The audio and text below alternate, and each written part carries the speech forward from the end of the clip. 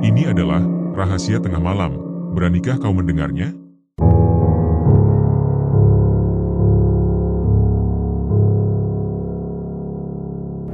Adit, seorang mahasiswa perantauan, baru saja pindah ke sebuah kos-kosan yang terletak di desa terpencil. Ia memilih tempat itu karena biaya hidup yang lebih terjangkau dan suasananya yang tenang, sangat cocok bagi dirinya yang ingin fokus dalam menuntut ilmu. Kos-kosan itu memang sederhana, bangunannya sebagian besar terbuat dari kayu tua, namun masih cukup layak dan nyaman untuk ditempati. Saat menurunkan koper dan barang-barangnya, seorang perempuan paruh baya yang merupakan pemilik kos, menyambut Adit dengan ramah. Ibu itu, yang kemudian diketahui bernama Bu Lasmi, menunjukkan kamar Adit yang terletak di ujung bangunan. Senyum tipis terpancar dari wajahnya, memberi kesan kehangatan meski hanya sesaat. Adit mengangguk dan mengucapkan terima kasih atas sambutannya, lalu mulai merapikan barang-barangnya. Namun entah mengapa, perasaan aneh mulai menyelimuti dirinya. Suasana di kos tersebut terasa sedikit berbeda dari yang sebelumnya ia bayangkan. Malam pertama di tempat baru itu, Adit mulai mendengar suara-suara aneh dari luar jendela kamarnya. Suara langkah kaki terdengar pelan seolah ada seseorang yang sedang berjalan di halaman. Namun ketika ia mengintip, tak ada satupun sosok yang terlihat. Ia mencoba mengabaikan perasaan itu, menganggapnya hanya sebagai kecemasan biasa karena baru pindah ke lingkungan baru. Sebagai seseorang yang taat beribadah, keesokan paginya Adit berniat mencari musola terdekat untuk melaksanakan salat berjamaah. Setelah membereskan kamar, ia keluar dan mencoba bertanya kepada beberapa warga sekitar. Seorang pria tua yang duduk di teras rumah menjadi orang pertama yang ia sapa. Pria itu sempat terdiam, menatap Adit dengan ekspresi yang sulit diartikan, lalu menunjuk ke arah jalan kecil yang diapit oleh pepohonan. Adit mengucapkan terima kasih, tetapi sebelum ia beranjak pergi, pria itu menambahkan sesuatu yang cukup membuatnya heran. Warga tersebut menyarankan agar Adit salat di kamar saja. Kening Adit berkerut, merasa ada yang janggal, tetapi pria itu hanya menggeleng pelan lalu masuk ke dalam rumah tanpa memberikan penjelasan lebih lanjut. Adit tidak langsung menyerah. Ia mencoba bertanya kepada warga lain, namun reaksi mereka nyaris serupa, enggan membahas lebih lanjut dan hanya menunjuk ke arah yang sama. Semakin banyak orang yang ia tanyai, semakin besar pula rasa penasaran yang tumbuh dalam dirinya. Ia mulai bertanya-tanya, apakah ada sesuatu yang aneh dengan musola yang mereka tunjukkan? Meski demikian, Adit memilih untuk tidak berprasangka buruk. Dengan niat yang tulus, ia memutuskan untuk mendatangi tempat itu sendiri. Di ujung jalan kecil yang ditunjukkan oleh para warga, berdiri sebuah bangunan mungil yang tampak sudah tua. Pintu kayunya sedikit terbuka, seolah menyambut kedatangannya. Namun begitu ia mendekat, hawa dingin tiba-tiba menyergap tubuhnya. Bangunan itu terbuat dari kayu lapuk, dengan atap genteng kusam yang meski sudah tua, masih tampak terawat. Sebuah lampu redup menggantung di beranda, bergoyang pelan ditiup angin. Sekeliling bangunan dipenuhi pepohonan yang berdiri diam, bayangannya memanjang di bawah cahaya bulan sabit yang menggantung lesu di langit. Saat Adit melangkah masuk ke dalam musola, suasananya terasa begitu hening. Karpet yang sudah lusuh namun bersih terbentang rapi. Beberapa jamaah telah duduk berjejer, mengenakan sarung dan peci. Tidak satupun dari mereka yang berbicara atau bahkan menoleh menyapanya. Tatapan mereka kosong, seolah menatap sesuatu yang tidak bisa dilihat oleh mata manusia biasa. Meski merasa sedikit canggung, Adit tetap duduk bersila, menanti waktu salat. Tak lama kemudian, seorang lelaki tua dengan jubah putih berdiri di depan. Ia langsung mengangkat takbir, memulai salat dengan gerakan yang tenang namun mantap. Tidak terdengar suara batuk, tidak pula desahan napas berat atau suara kain yang bergesekan, hal-hal yang biasanya hadir dalam suasana salat berjamaah. Yang terdengar hanyalah lantunan ayat-ayat suci dari sang imam. Nadanya datar, tanpa intonasi khas, seolah suara itu melayang di udara, terpantul entah kemana. Ketika posisi sujud dilakukan, Adit merasakan suhu di dalam musola menurun drastis. Ujung jarinya yang menyentuh karpet terasa membeku, meski udara luar sebetulnya tidak sedingin itu. Ia mencoba menenangkan diri, tetap fokus, menepi segala perasaan ganjil yang semakin merayapi hatinya. Setelah salam terakhir diucapkan, Adit menoleh perlahan ke samping, bermaksud menyapa jamaah di sebelahnya. Namun pria itu tetap menunduk, tidak bergerak sedikit pun. Bahkan ia tidak melakukan gerakan biasa seperti mengusap wajah setelah salat. Tangan pria itu tetap terlipat rapi di atas pangkuannya. Adit menanti, berharap akan ada zikir atau doa bersama seperti di musola lain, namun tak satu suara pun terdengar. Semua jamaah tetap diam membisu, bahkan sang imam pun hanya duduk sejenak sebelum berdiri pelan dan melangkah pergi tanpa mengucapkan apa-apa. Adit mulai merasa ada yang tidak beres. Tatapannya mengelilingi ruangan, memperhatikan wajah-wajah yang tetap tertunduk tanpa ekspresi. Suasana menjadi semakin suung, seolah-olah dirinya berada di tempat yang bukan lagi bagian dari dunia yang ia kenal. Perlahan ia berdiri dan keluar dari musola. Udara malam terasa lebih dingin dari sebelumnya. Angin berembus lembut, membawa bisikan samar yang tidak jelas berasal dari mana. Ia melirik sekali lagi ke arah dalam musola, dan entah mengapa, perasaan seperti sedang diawasi tiba-tiba menyeruak. Ada sesuatu yang terasa sangat salah. Adit tidak pernah menyangka bahwa kepindahannya ke kos baru itu akan menjadi awal dari mimpi buruk yang panjang. Hari-hari pertama masih terasa wajar, meskipun ada rasa tidak nyaman yang samar, seperti ada yang terus mengawasinya dari balik jendela. Namun semakin lama ia tinggal, semakin banyak pula keanehan yang terjadi. Setiap malam, saat lampu telah dimatikan dan keheningan mulai menyelimuti, Adit mulai mendengar suara-suara di atap. Langkah-langkah berat yang diseret perlahan, seolah ada sesuatu yang besar berjalan mondar-mandir di atas kamarnya. Suara itu tidak konsisten, kadang berhenti, lalu terdengar lagi dengan ritme yang tidak menentu. Suatu malam, suara itu terdengar sangat jelas, seperti ada kuku tajam yang menggores genting. Goresan itu terdengar berulang, disertai desahan panjang yang membuat bulu kuduknya berdiri. Adit mencoba meyakinkan dirinya sendiri bahwa itu hanyalah suara tikus atau kucing. Namun hati kecilnya tahu, suara itu tidak berasal dari makhluk sekecil itu. Gangguan di atap bukan satu-satunya hal yang menghantui malam-malamnya. Kadang, di tengah keheningan, ia mendengar bisikan samar. Bisikan yang begitu dekat, seperti suara seseorang yang sedang berbicara pelan di dekat telinganya. Namanya disebut dengan lirih. Ia tersentak, merasa seolah ada seseorang yang berdiri di samping tempat tidurnya. Namun saat membuka mata, tak ada siapa-siapa. Yang lebih menakutkan, suara itu tidak hanya terjadi sekali. Saat hendak tertidur, bisikan itu kembali datang. Kali ini lebih jelas, dengan nada yang tegas menyuruhnya untuk pergi. Jantung Adit berdegup kencang. Ia menyalakan lampu, namun tidak ada perubahan dalam kamarnya. Semua benda masih di tempatnya, tapi hawa dingin yang menjalar di tengkuknya tidak bisa ia abaikan.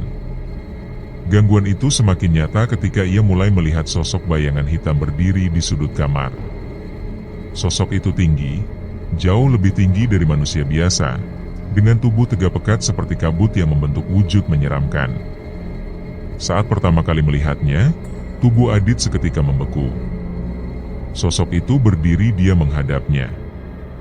Tidak tampak mata, tidak tampak wajah.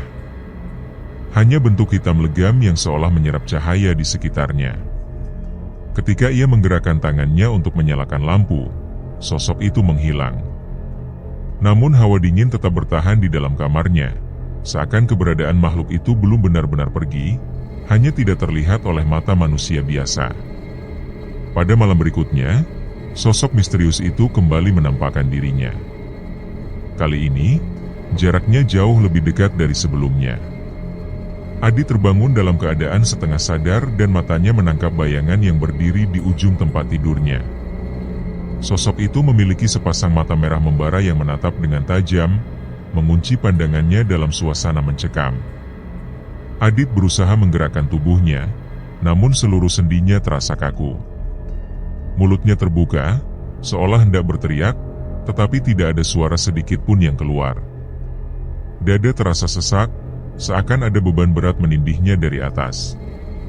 Sosok tersebut perlahan mendekat, dan dalam keheningan yang mencekam itu, ia mulai merasakan hawa panas dari napas makhluk itu menyentuh wajahnya. Semuanya lalu berubah menjadi gelap.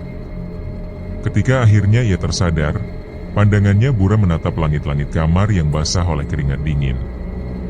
Napasnya tersengal, tubuhnya gemetar hebat. Dengan tangan yang masih bergetar, ia menyalakan lampu dan meraih ponselnya. Layar menampilkan waktu yang menunjukkan pukul 3 dini hari. Tatapannya terarah pada sudut kamar, khawatir sosok itu masih ada, tetapi tidak ada apapun di sana. Hanya bayangan biasa dari lemari dan kursi. Namun, sesuatu yang tertinggal di dinding membuat darahnya berdesir dengan kencang. Malam-malam setelah kejadian itu, Adit mulai sering mengalami mimpi buruk. Mimpi-mimpi yang terasa sangat nyata dan menyesakan. Dalam setiap mimpi, dirinya selalu berada di dalam kamar yang sama, namun ada sosok asing yang mengawasinya dari balik kegelapan. Makhluk itu bertubuh besar, seluruh tubuhnya diliputi warna hitam kelam, dan sepasang mata merahnya menyala terang di pojok ruangan. Napasnya berat, seperti hembusan dari binatang buas yang kelaparan. Dalam setiap mimpi, sosok itu selalu bergerak semakin dekat, sementara kuku-kuku panjangnya menyeret lantai, mengeluarkan suara mendecit yang menyayat telinga. Setiap kali Adit mencoba melarikan diri, tubuhnya justru terasa berat, seolah ada kekuatan tak kasat mata yang mencengkeram erat. Dan pada setiap detik sebelum makhluk itu benar-benar menyentuhnya, tubuhnya akan tersentak bangun dalam keadaan kaku dan basah oleh keringat. Namun suatu malam, ketakutannya mencapai puncak. Ketika tersadar dari mimpi buruk, ia merasakan kehadiran sesuatu di samping tempat tidurnya. Napasnya terengah, dan dengan sangat perlahan ia menoleh. Di sana, makhluk hitam berbulu dengan mata membara itu duduk diam, menatapnya dari tepi kasur. Adit ingin menjerit, namun suaranya seakan hilang dari kerongkongan. Makhluk itu mendekatkan wajahnya ke telinga Adit, dan dengan suara serak yang menghantui, ia membisikkan kalimat yang menghentakkan jantungnya. Sejak saat itu, Adit tidak lagi sanggup bertahan di dalam kamar kosnya. Ia mulai sering keluar mencari udara segar dan ketenangan. Dalam perjalanannya yang tanpa arah, ia menemukan sebuah musola kecil di ujung gang sempit. Tempatnya sederhana, tersembunyi di antara bangunan tua dan usang. Namun entah mengapa, hatinya merasa lebih tenang setiap kali ia melangkah masuk ke dalamnya. Ia pun mulai rutin melaksanakan salat berjamaah dan memperbanyak ibadah. Saat berada di musola, gangguan yang biasa menghantui terasa menghilang. Namun begitu kembali ke kamar kosnya, semuanya kembali, bahkan terasa jauh lebih buruk. Suara langkah berat di atas atap terdengar semakin keras, seperti ada sesuatu yang mencoba masuk. Bisikan di kamarnya kini berubah menjadi rintihan dan tawa mengerikan. Bayangan hitam tak lagi berdiam di sudut ruangan, kini sering terlihat berdiri di sisi tempat tidurnya. Bahkan kadangkala, ia merasakan sesuatu merayap dari bawah kasur saat hendak tidur. Perlahan-lahan, Adit menyadari bahwa ada sesuatu yang marah, dan entitas itu tidak berniat membiarkannya pergi begitu saja. Musola yang ia temukan itu benar-benar berbeda. Tidak ada papan nama, tidak ada pengeras suara yang biasa digunakan untuk azan. Jika bukan karena langkah kakinya yang tanpa tujuan, mungkin ia tidak akan pernah menemukan tempat itu. Namun begitu memasuki ruangan kecil tersebut, ketenangan yang luar biasa menyelimutinya. Udara di dalam terasa sejuk dan bersih, meski tidak ada kipas angin yang menyala. Suasana di dalam begitu hening, menenangkan jiwa yang resah. Yang lebih mengherankan, setiap kali Adit datang, para jamaah mulai berdatangan satu persatu. Tidak ada suara yang memanggil, tidak ada azan yang dikumandangkan, namun saf selalu terisi tepat pada waktunya. Mereka datang dalam diam, mengambil wudhu dengan tenang, lalu duduk bersimpuh di saf yang rapi. Tidak ada percakapan, Tidak ada senyum, tidak ada sapaan. Namun semua gerakan mereka begitu teratur, seperti telah dilatih dalam waktu yang lama. Ketika Adit berdiri bersama mereka dan mengangkat takbir, tubuhnya terasa ringan, seolah seluruh beban perlahan menghilang. Saat bersujud, waktu terasa melambat. Dalam keheningan itu, ia menemukan kedamaian yang belum pernah ia rasakan sebelumnya. Tidak ada suara gaduh, tidak ada derit pintu, bahkan angin pun seolah enggan bergerak. Satu-satunya suara hanyalah lantunan ayat suci dari bibir imam, dengan nada merdu yang menembus dada, menggema hingga ke dasar hati. Namun semakin sering ia datang, semakin ia menyadari keanehan yang sulit dijelaskan. Seusai salat, para jamaah langsung berdiri dan keluar dari musola tanpa satupun kata terucap. Tidak ada zikir bersama, tidak ada perbincangan ringan sebagaimana lazimnya suasana di tempat ibadah. Hanya keheningan yang datang cepat dan mendalam, lalu dalam hitungan menit, ruangan kembali kosong. Adit sering memilih untuk tetap duduk lebih lama, menyerap ketenangan yang masih tersisa. Ia menatap karpet hijau tua yang selalu bersih dan lembut, meski tidak pernah terlihat siapapun yang membersihkannya. Dinding musola pun terasa asing, tanpa papan pengumuman, tanpa kalender, bahkan tanpa jam dinding. Hanya ada cahaya lampu kuning temaram yang menggantung di langit-langit, memberikan kesan hangat namun juga misterius. Pernah suatu kali, ia mencoba memperhatikan wajah para jamaah dengan lebih saksama. Ia mencari tanda keakraban, namun setiap kali menatap salah satu dari mereka, wajah-wajah itu tampak samar. Seolah diliputi bayangan tipis yang tak bisa dijelaskan. Meskipun semua mengenakan pakaian sederhana, tatapan mereka selalu dalam, menyimpan sesuatu yang tidak bisa diucapkan. Meski demikian, Adit tidak terlalu memikirkannya. Yang ia tahu, hanya di tempat itu ia merasa aman.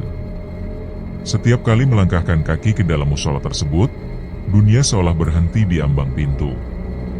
Langkahnya menjadi lebih ringan, dadanya lebih lapang, dan pikirannya yang biasanya penuh keresahan, berubah menjadi jernih.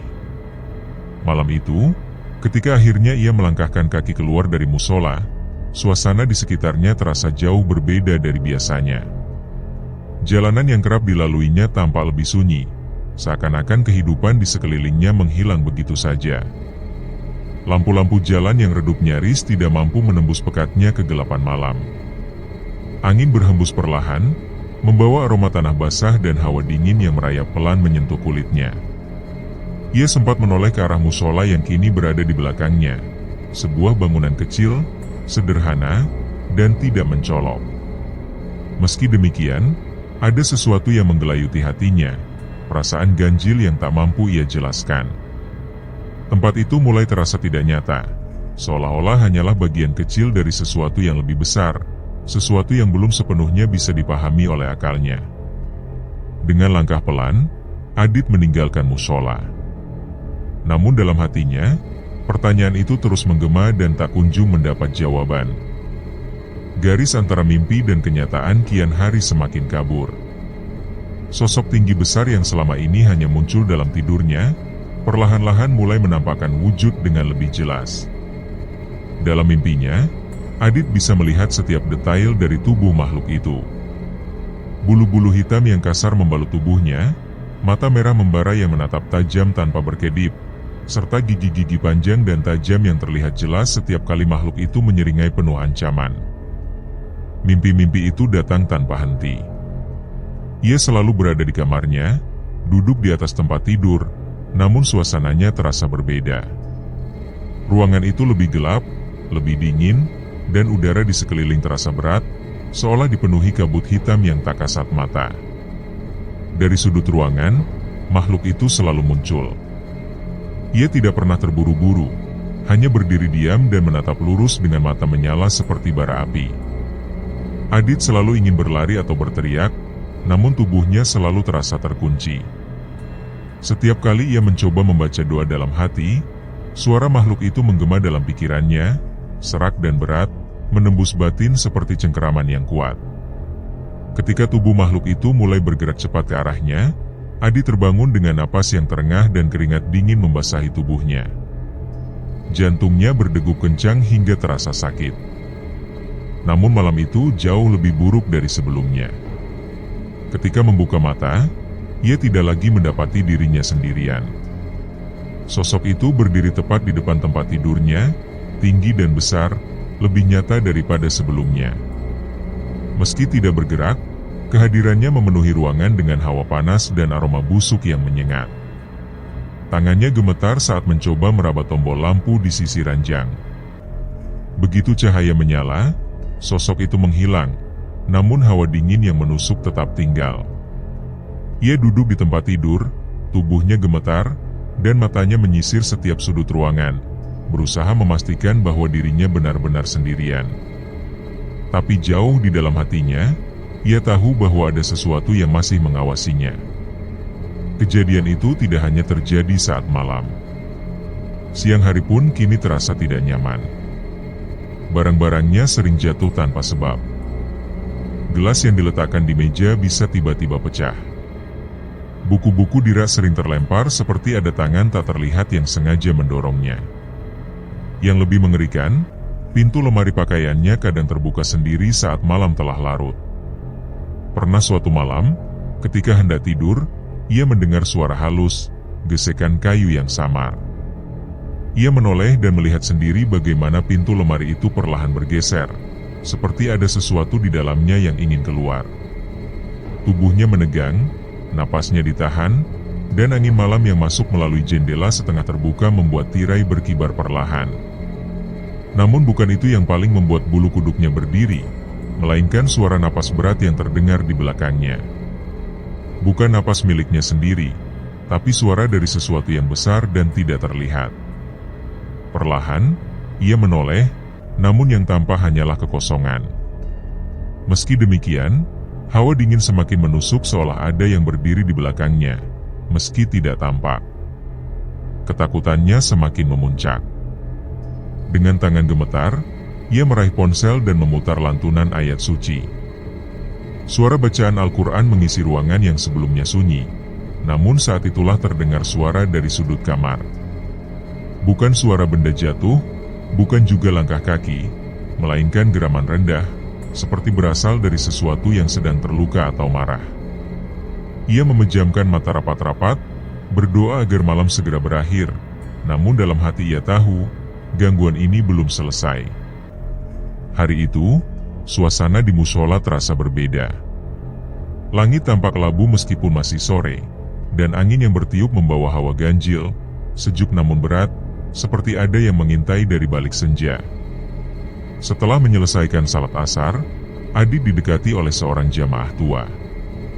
Lelaki itu biasanya pendiam, namun kini mendekatinya dengan wajah tirus dan kulit penuh keriput, sementara sorot matanya tajam seakan menyimpan pesan yang telah lama ingin disampaikan.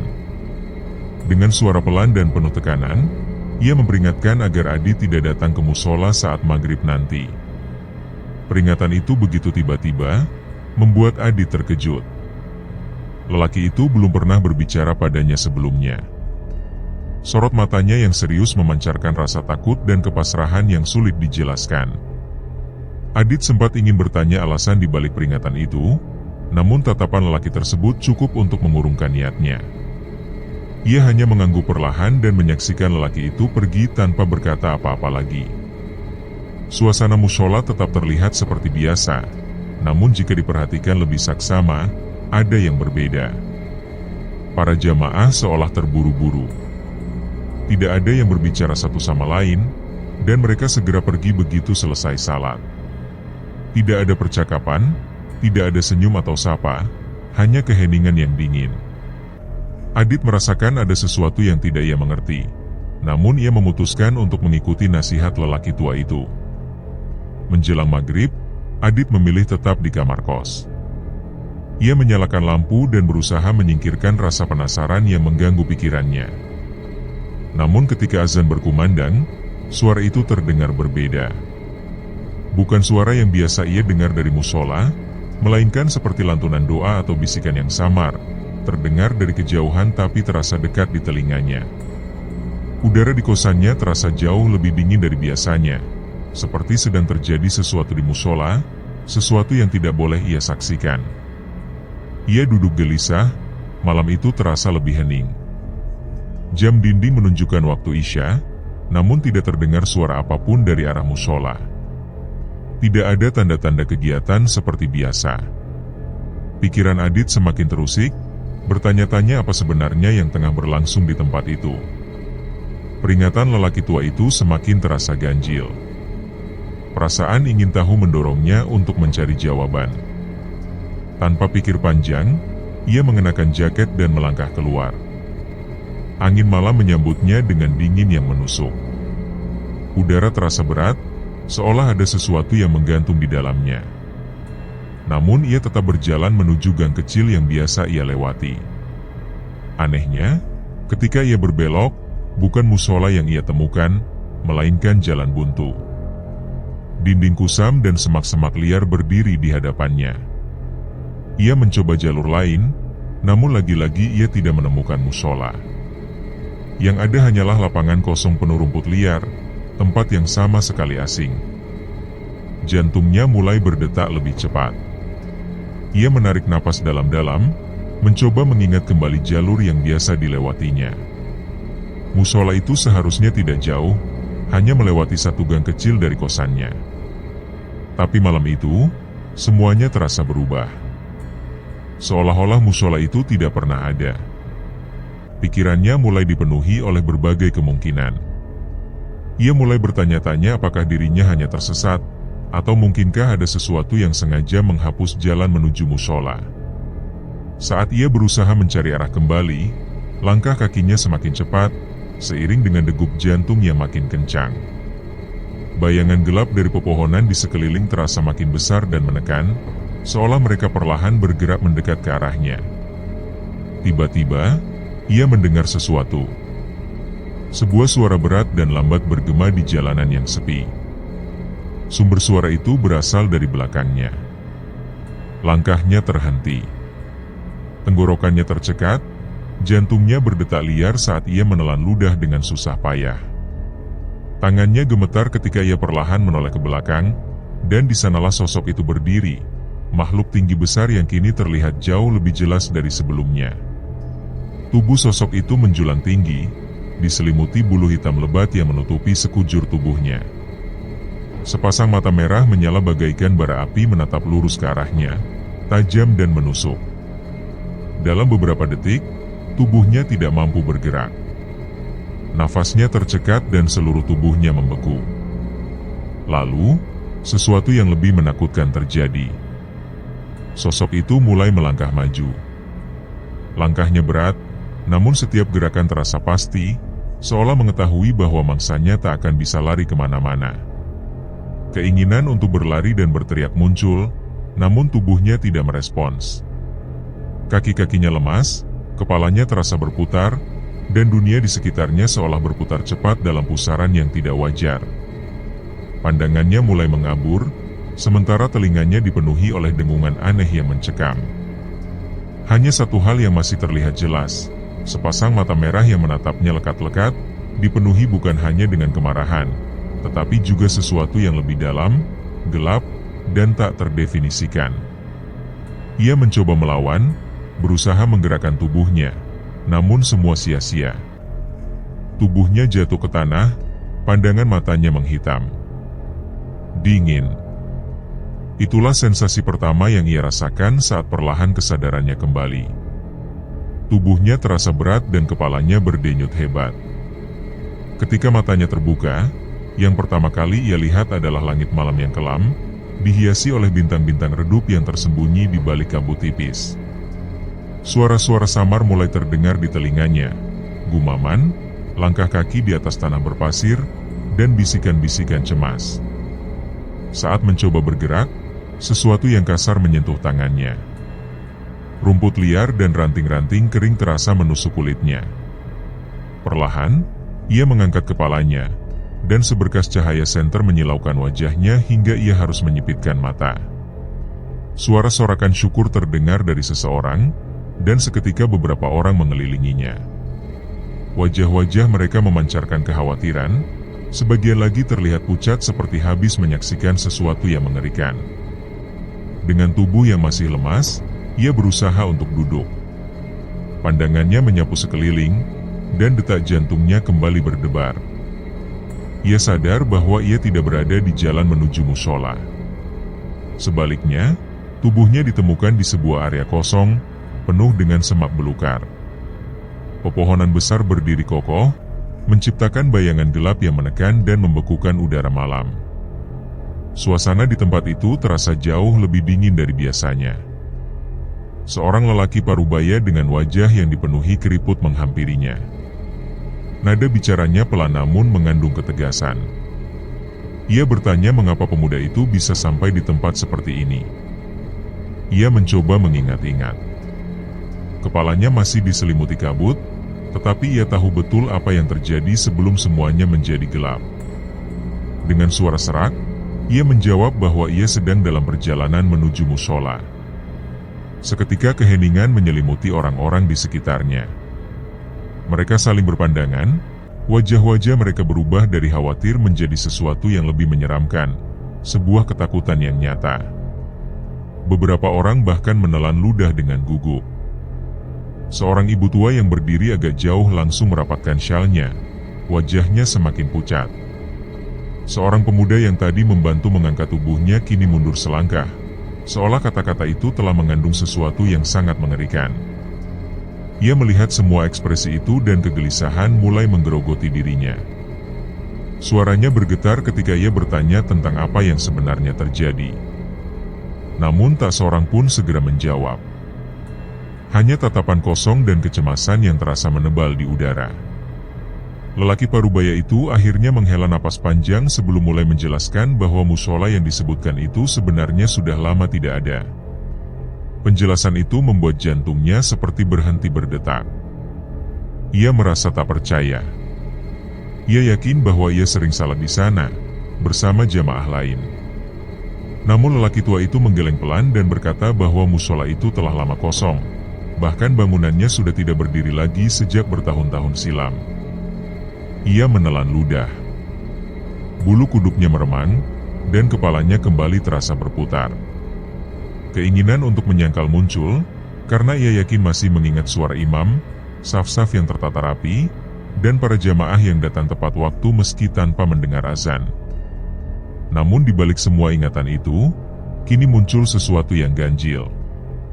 Ia tak pernah berbincang dengan siapapun di musola itu. Tak pernah melihat orang-orang berbicara satu sama lain.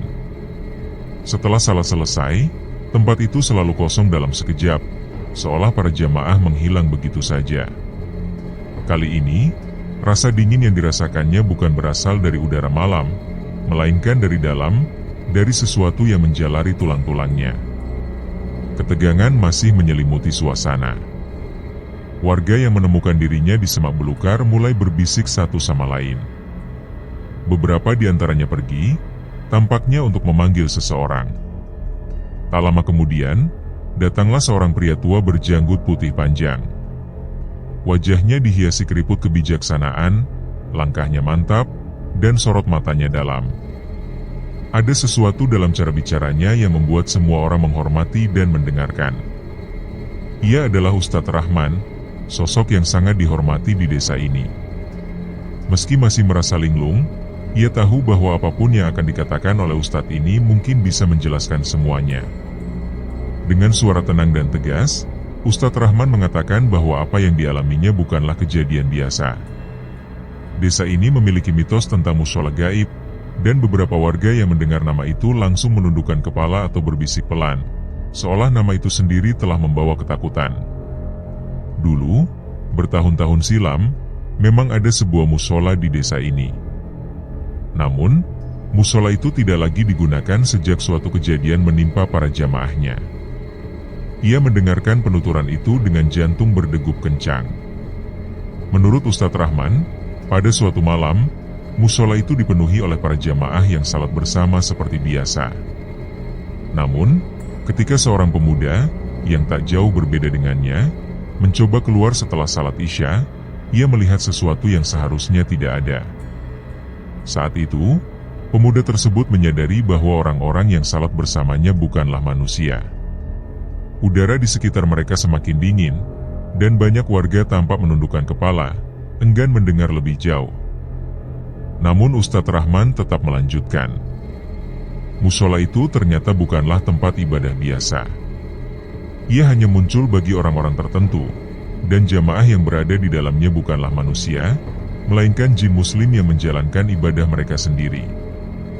Ketika mendengar hal itu, tubuhnya kembali meremang. Nafasnya tercekat, dan bulu kuduknya berdiri. Ia menyadari bahwa selama ini, orang-orang yang ditemuinya di musola itu sebenarnya bukan manusia. Ustadz Rahman menjelaskan bahwa bagi mereka yang terpilih, musola ini akan tampak seperti tempat ibadah biasa. Azan tidak pernah terdengar, namun jamaah selalu datang tepat waktu, khusyuk dalam salat, dan menghilang begitu saja setelahnya. Pikirannya kembali melayang ke malam-malam yang ia habiskan di musola itu. Keanehan yang selalu ia rasakan kini mulai masuk akal. Jamaah yang tak pernah berbicara, musola yang kosong dalam sekejap, dan peringatan dari seorang lelaki tua agar tidak datang saat malam Jumat Kliwon. Semua itu kini terasa sebagai potongan-potongan teka-teki yang saling melengkapi. Pertanyaan muncul dalam benaknya. Ia ingin tahu mengapa dirinya bisa melihat dan masuk ke dalam musola itu. Ustadz Rahman memandangnya dalam-dalam sebelum menjawab bahwa belum ada kepastian mengenai hal tersebut. Tidak semua orang bisa melihat musola gaib. Biasanya, hanya mereka yang memiliki hati yang bersih atau jiwa yang sedang tersesat yang mampu menemukannya, entah karena niat baik atau karena sedang diuji. Adit mulai merasakan tubuhnya semakin dingin. Kepalanya terasa berat, sementara pikirannya terus dipenuhi oleh pertanyaan-pertanyaan yang saling bercabang dan tak menemukan jawaban. Ia belum sepenuhnya mampu memahami apa yang sesungguhnya terjadi. Kenyataan bahwa selama ini ia salat di sebuah musola yang ternyata bukan milik dunia manusia, namun dihuni oleh makhluk dari alam lain, sungguh sulit untuk diterima dalam waktu singkat. Keberadaan musola gaib, para jin muslim, dan seluruh pengalaman ganjil yang menyertainya, perlahan-lahan menyesaki benaknya. Namun, satu hal kini menjadi lebih jelas dalam pikirannya, alasan mengapa ia bisa masuk ke dalam musola itu. Ustadz Rahman memandang Adit dengan penuh kesungguhan sebelum melanjutkan penjelasan. Ia mengatakan bahwa para jin muslim yang menghuni musola tersebut tidak sekadar membiarkannya masuk. Mereka tahu bahwa Adit sedang berada dalam bahaya dan mereka ingin melindunginya. Seketika Adit merasakan tenggorokannya mengering. Ia mulai mengingat kembali semua kejadian aneh yang pernah ia alami di kamar kosnya. Suara-suara aneh di atap, bayangan hitam yang muncul di sudut ruangan, hingga mimpi buruk tentang makhluk berbulu hitam bermata merah yang kerap datang menghantui malamnya. Sejak awal, memang ada perasaan ganjil yang membuatnya tidak nyaman. Tetapi ia tidak pernah menyangka bahwa semuanya adalah ulah dari makhluk yang bukan berasal dari dunia manusia. Ustadz Rahman melanjutkan penjelasannya dengan suara yang tenang namun tegas. Ia menyampaikan bahwa kos yang ditempati Adit sebenarnya sudah lama kosong. Pemilik sebelumnya meninggalkannya karena sering mendapat gangguan dari makhluk yang sama. Tak seorang pun berani menempatinya kembali, kecuali mereka yang datang dari luar daerah dan tidak mengetahui sejarah tempat itu. Perasaan tidak nyaman semakin meresap dalam diri Adit. Ia mulai menyadari bahwa selama ini ia tinggal seorang diri bersama dengan makhluk tersebut. Ustadz Rahman menambahkan bahwa makhluk itu tidak hanya mengganggu, namun juga mengincar Adit. Ada kemungkinan bahwa makhluk itu tertarik karena sesuatu dalam diri Adit, entah kelemahannya, atau mungkin ada sesuatu yang memancarkan energi tertentu hingga menarik perhatian. Para jin muslim di musola itu telah menyadari ancaman ini lebih dahulu. Maka dari itu, mereka membawanya masuk ke dalam dimensi mereka agar jin jahat tersebut tidak dapat lagi menjangkaunya. Udara di sekeliling Adit terasa semakin dingin. Keringat dingin mengalir perlahan di pelipisnya. Satu pertanyaan kembali mengusik pikirannya. Jika dirinya telah masuk ke dunia para jin, bagaimana caranya untuk bisa kembali ke dunia manusia? Ustadz Rahman sempat terdiam sebelum menjawab dengan nada hati-hati, bahwa hal tersebut harus dicari tahu lebih lanjut. Karena bila memang Adit telah sepenuhnya masuk ke dalam dunia para jin, maka itu berarti ia tidak lagi sepenuhnya berada di dunia manusia. Keheningan menyelimuti suasana. Dalam kesunyian itu, Adit mulai menyadari sebuah kenyataan yang jauh lebih menakutkan daripada semua yang telah ia alami. Malam itu, di dalam rumah sederhana milik Ustadz Rahman yang terasa tenang meskipun udara dingin menyelimuti, Adit duduk bersila dengan kedua tangan menggenggam lutut. Lampu temara menerangi ruangan dan memberikan sedikit rasa hangat. Di luar, beberapa warga masih berkumpul dengan ekspresi khawatir, berbicara pelan seolah mengetahui bahwa yang sedang terjadi bukanlah peristiwa biasa. Di hadapannya, Ustadz Rahman bersiap memulai proses ruqyah. Ia mengambil segelas air putih yang telah didoakan, lalu menyerahkannya kepada Adit agar diminum. Tujuannya agar ayat-ayat suci dapat membersihkan hati serta melindungi dari segala gangguan makhluk halus. Dengan tangan yang sedikit gemetar, Adit menerima gelas tersebut. Saat air menyentuh bibirnya, ia merasakan sensasi dingin yang tidak biasa, berbeda dengan air pada umumnya. Cairan itu mengalir perlahan di dalam tubuhnya, seolah membawa energi yang menembus jauh ke dalam, mencari sesuatu yang tersembunyi. Ustadz Rahman mulai melantunkan ayat-ayat suci dengan suara dalam dan penuh kekuatan. Surah Al-Fatihah, ayat kursi, serta Al-Falaq dan An-Nas dibacakan secara hikmat. Pada awalnya, Adit merasa tenang, namun seiring waktu, dadanya mulai terasa berat. Keringat dingin mengucur di pelipis, sementara napasnya menjadi tidak beraturan. Tubuhnya tiba-tiba tersentak. Ada sesuatu yang bergerak dalam dirinya, sebuah getaran aneh yang menjalar dari punggung hingga ke seluruh tubuh, menimbulkan rasa panas yang menyiksa. Sesak di dada semakin menjadi, kepalanya terasa berdenyut hebat, seperti ada sesuatu yang berusaha keluar namun masih menolak untuk pergi. Tanpa sadar, bibirnya mulai bergerak sendiri. Dari tenggorokannya keluar suara berat yang jelas bukan miliknya. Ucapan yang penuh kemarahan itu memenuhi ruangan, membuat atmosfer menjadi semakin mencekam. Suasana dalam rumah seketika berubah. Udara terasa lebih dingin dan menekan. Warga yang mengintip dari jendela langsung terdiam. Beberapa bahkan mundur beberapa langkah, terlihat takut oleh apa yang mereka saksikan. Namun Ustadz Rahman tetap tenang. Ia tidak menghentikan bacaannya, malah semakin meninggikan suara, memperkuat lafal-lafal ayat suci yang dilantunkan. Adit merasakan tubuhnya bergetar hebat. Kedua kakinya mati rasa seolah ada sesuatu yang mencengkeram dari dalam. Rasa sakit menusuk di dada, dan dalam sekejap, pandangannya berubah gelap. Ketika ia kembali sadar, tubuhnya telah basah oleh keringat. Udara di ruangan terasa lebih ringan, seakan beban yang selama ini menghantuinya telah lenyap. Ustadz Rahman menatapnya dengan senyum kecil dan menepuk pundaknya perlahan. Adit merasa tubuhnya masih lelah, namun ada sesuatu dalam dirinya yang terasa berbeda. Sesuatu yang selama ini membebani, kini telah pergi. Keesokan paginya, Adit bangun lebih awal dari biasanya. Tubuhnya terasa lebih segar dan ringan, seperti telah dibebaskan dari belenggu tak kasat mata. Namun, rasa penasaran tetap menghantui benaknya. Ia bertanya dalam hati, apakah musola yang biasa ia datangi masih ada? Dengan langkah ragu, ia kembali menyusuri jalan yang pernah ia lalui setiap kali menuju musola tersebut. Ia mengingat dengan jelas setiap belokan, pohon, dan gang sempit yang menjadi penandanya. Namun yang ia temukan hanyalah tanah kosong. Tidak ada bangunan, bahkan tidak ada tanda-tanda bahwa pernah berdiri musola di tempat itu. Saat bertanya kepada warga sekitar, mereka hanya menggeleng. Mereka mengatakan bahwa di tempat itu memang tidak pernah ada musola sejak bertahun-tahun lalu. Perasaan aneh menyeruak dalam dada Adit. Selama ini, ia benar-benar pergi ke tempat itu untuk salat. Ia pernah merasakan ketenangan dalam ibadahnya, bersama jamaah yang kini disadari berasal dari dunia lain. Namun semuanya lenyap begitu saja, meninggalkan hanya bayang-bayang samar dalam ingatannya. Dengan perasaan campur aduk, Adit akhirnya memutuskan untuk meninggalkan kos yang selama ini ia tempati. Ia tak ingin mengambil risiko tinggal di tempat yang menjadi sumber gangguan gaib, yang nyaris membawanya ke dimensi lain.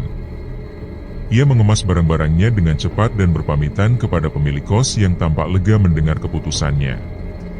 Sejak awal, pemilik tempat itu pun menyadari bahwa ada sesuatu yang tidak beres, namun mereka tidak bisa berbuat banyak. Saat meninggalkan bangunan suram itu, Adit sempat menoleh sekali lagi. Untuk sesaat, ia merasa melihat bayangan di jendela kamarnya, bayangan dari sosok tinggi yang selama ini menghantuinya. Tetapi kali ini, tak ada rasa takut yang menguasai dirinya. Ia hanya berbisik pelan dalam hati, bahwa dirinya tidak akan kembali.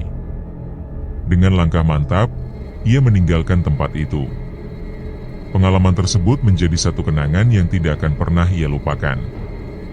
Kini, ia menyadari bahwa dunia ini tidak hanya dihuni oleh manusia, tetapi juga oleh makhluk-makhluk tak kasat mata. Ia belajar bahwa tidak semua jin membawa keburukan, karena ada pula yang beriman dan justru hadir untuk menolong manusia dari ancaman yang lebih besar.